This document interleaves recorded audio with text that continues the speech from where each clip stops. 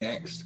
So GC, we're a hair's breadth from the 1618 now here at 1188. So off the 4, 1, 2, and then a 1, 2. I'm looking for a 3, 4, 5 to finish this off down to our 1176 to 1172 target. So just looking for a tad lower this morning before we get the next 4 back. 1197 can come up to 1203 still, and then down again. So that's what I'm looking for in GC. Silver has come down and hit its fib that we've been looking for. So silver worries me in terms of there's not an awful lot of room below in silver to allow for a fifth down. And if it takes out the low from last year, then I think it may even go and threaten the 2016 low in silver. So you need to watch that. And I will go through the GDX shortly as well.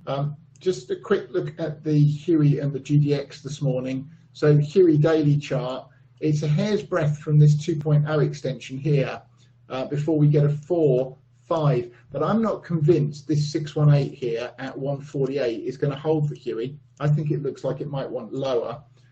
Whereas in the GDX, we have now, I'm looking for 1935 to 1902 next in the GDX, and then a final 4, 5. That 4 should come quite high. This is a diagonal pattern off here as a 1, 2, A, B, 1, 2, 3, 4, 5 for the C, 4, 5. So I still don't think we're done in the GDX. If we just slice through this 1902 area in the GDX straight down to 1820, then I'm going to give this here the benefit of the doubt as a 1, 2, 3, 4, 5 for the 1, 2, and we got a 1, 2, 3. The 1618 of that as an impulse is here, in which case we're going to go down to that 1551 level in the GDX as opposed to the